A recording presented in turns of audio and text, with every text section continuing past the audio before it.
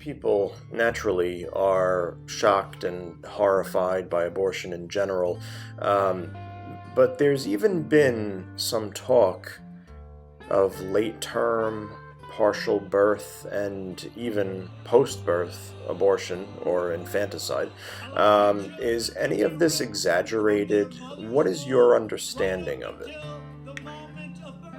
Unfortunately, I don't think there's any exaggerations. Mm. There are many people that talk about it and want to practice the approach to the right of a woman for partial birth abortions, late-term abortions, even post-birth infanticide, Right.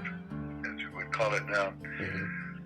So it's out there, and we really just need to try in some way to address it in a positive kind of way and try to correct the way people think about that. Right. That's all you can do. But, despite the fact that you have a national and global online web series, Reverend Klingeisen, you are still very much a local leader. You've never lost touch with the importance of your role on a local level, and first and foremost, that is always your calling. So, as a spiritual and religious leader in your area, have you dealt directly with any aspect of abortion? Unfortunately, I have to say yes.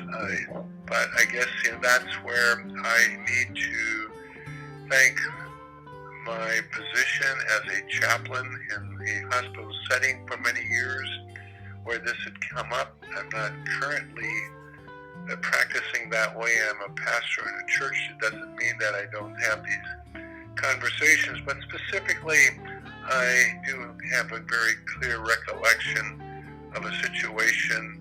It was a pregnant mother who came into the hospital and found out that she was going to be delivering a Down syndrome child.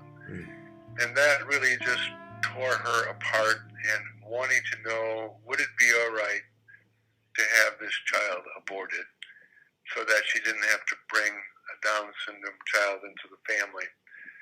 Well, after some conversation and prayer with her and her husband, he was more in favor, I think, of having the child, as I recall. Mm-hmm. So together we did conclude that there would not be an abortion. The child would be born, and was, and outside of the fact that it definitely was a Down syndrome child, it was good health otherwise, was strong.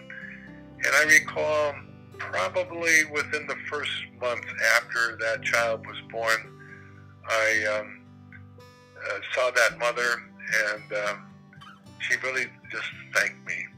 She said, this child has been a blessing for my family, because it was I think the fourth child in the family, and the older ones just loved the little one and wanted to reach out and care for it, and even the parents found a great deal of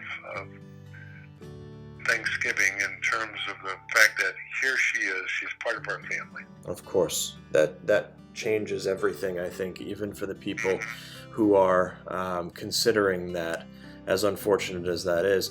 But it's a fact of life that many people do consider these things, and once that baby is born, the whole game changes. But do you think that abortion has led to an overall devaluing of human life in general? And I don't just mean amongst the unborn, but having to do with all people. And if so, could this possibly account for the rise in violent crimes and antisocial behaviors in America? First of all, I would say yes to the first question, in that it does contribute to an overall devaluing of human life.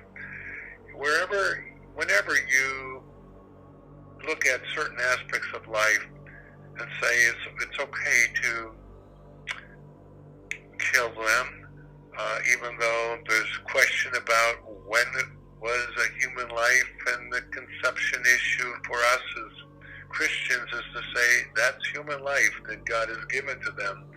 So if we recognize that, and then some would say, well, it's not, and then they justify late term, preterm, and late term, and even infanticide, then I think there gradually what happens is that it kind of crawls into our society from the point of view, well, if this feels right, or I think it's the right thing to do, why not do it? And by that I'm including, what about euthanasia, Right.